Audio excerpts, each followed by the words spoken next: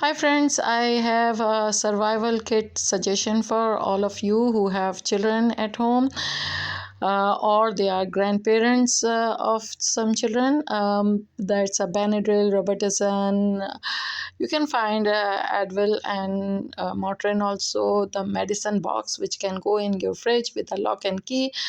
There is a tweezer, a pill cutter, the medicine measuring cup, the band-aid box. You can have a plastic bag for the band-aids, mosquito repellent, banana or any kind of sunscreen, the spray or the liquid based hand sanitizer.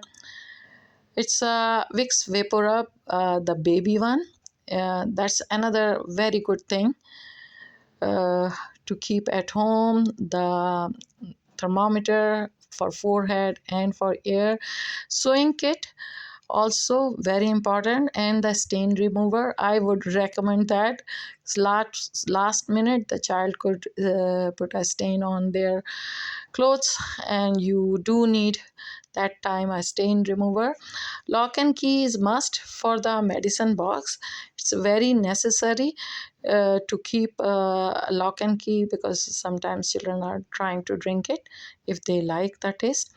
And the measuring cup is also very good thing to keep.